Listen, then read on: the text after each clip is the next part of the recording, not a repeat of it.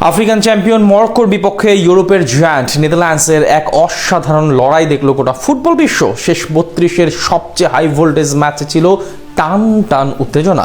আক্রমণ পাল্টা আক্রমণে জমে উঠে যায় ম্যাচ। দুই দলই লড়াই করে নিজেদের জান প্রাণ দিয়ে। সেখান থেকে ম্যাচের শেষ ফলাফল আর সব মুহূর্ত এক করে বিস্তারিত জানবো রিপোর্ট। রাতে দুই হাই ভোল্টেজ ম্যাচের পর আজ দিনের শুরুতেই ছিল রাউন্ড অফ 32 এর সবচেয়ে বড় লড়াই, নেদারল্যান্ডস বনাম মরক্কোর ম্যাচ। একেবারে শুরু থেকেই দুই দলের মাঝে চালু হয় আক্রমণ ও পাল্টা আক্রমণ।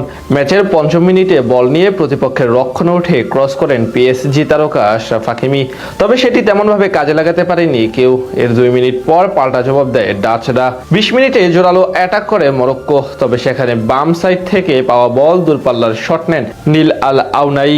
এর মিনিট দুয়েক পরই বক্সের ভিতরে আরও এক সুযোগ তৈরি করেছিল আফ্রিকার দেশটি, তবে সেখানেও তেমন সুবিধা করতে পারেনি তারা।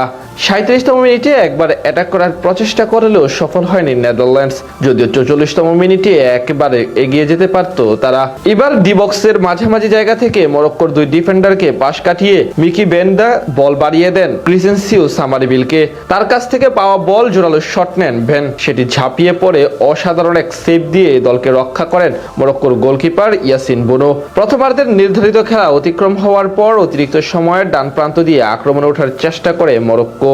সেখানে ইসমাইল সাইবিরির শট একটুর জন্য চলে যায় গোলপোস্টের উপর দিয়ে।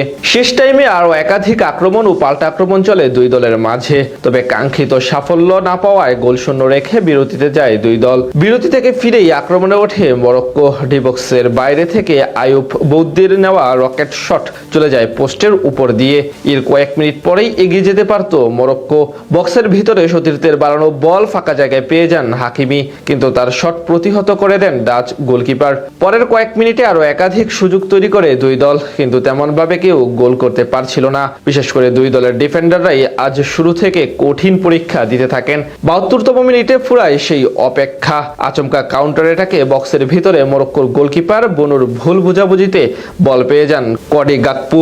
তার নিখুঁত ফিনিশিং এ এগিয়ে যায় নেদারল্যান্ডস, আর উল্লাসে মেতে ওঠে পুরো দল। পিছিয়ে পড়া অবশ্য গোল করতে মরিয়া হয়ে পড়ে মরক্কো, কিন্তু সেদিক থেকে সফল হতে পারছিল না তারা। তবে নাটক তখনও তোলা ছিল ভক্তদের জন্য, সেটা অবশ্য আসে মরক্কোর হাত ধরেই। জেমস দিনে তালবির দারুণ এক ক্রস থেকে বক্সের ভিতরে লাফিয়ে হেড নিয়ে গোল করে দলকে সমতায় ফেরান মরক্কোর স্ট্রাইকার ইসা দিউপ। সেই গোলে সমতা নিয়ে ৯০ মিনিটের খেলা শেষ করে দুই দল। নতুন করে ৩০ মিনিটের খেলা শুরু হলে ৯৬তম মিনিটে এগিয়ে যেতে পারত মরক্কো। সেখানে সুফিয়ান রাহিমের নেওয়া শট অসাধারণভাবে রুখে দেন ডাচ গোলকিপার। তবে অতিরিক্ত সময়েও কোনো গোল না হলে ট্রাইব্রেকারে গড়ায় ম্যাচ। সেখান থেকে নেদারল্যান্ডসকে হারিয়ে টুর্নামেন্টের পরের রাউন্ড নিশ্চিত করে মরক্কো।